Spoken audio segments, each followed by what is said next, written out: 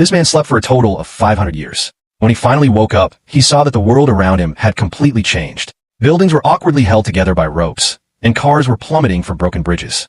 Panicked, he rushed onto the street to understand what was happening, but instead of answering, the people began to attack him. Later, feeling extremely thirsty, he went to a water fountain, but green soda poured out instead of water. He then picked up a newspaper from the ground, which was dated the year 2505. Realizing the reality, he decided to head to a hospital. However, on his way, the police stopped him. Because he didn't have an identification barcode on his arm, they arrested him. He was locked in a cage and brought to court.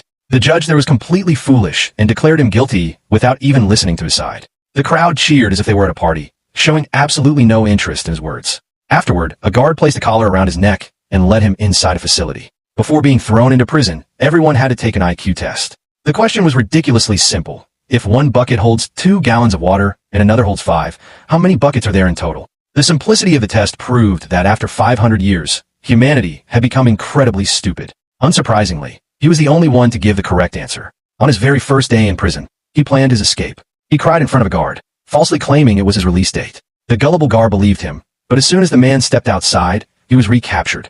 This time, he was taken directly to the president. Amazed by his high intelligence, the president appointed him as the Secretary of the Interior. His job was to figure out why crops weren't growing in the fields. When he visited the fields, he noticed the sprinklers were spraying soda instead of water. He finally understood that people now believed soda was clean, using water only for toilets. This was exactly why the crops were dying. Holding soda in one hand and water in the other, he lied and said he could speak to plants, claiming they demanded water. His trick worked, and the president agreed to swap the entire system from soda to water. But a month later, the land remained completely barren. The next morning, thousands of angry people gathered outside his house. By replacing soda with water, sales had plummeted, causing millions of people to lose their jobs. As punishment, the president sent him to a gladiatorial arena to fight 2 massive armored vehicles. But right at that moment, a live video appeared on the big screens showing crops finally sprouting in the fields. The entire stadium went dead silent. Seeing this miracle, the president immediately pardoned him and celebrated his victory.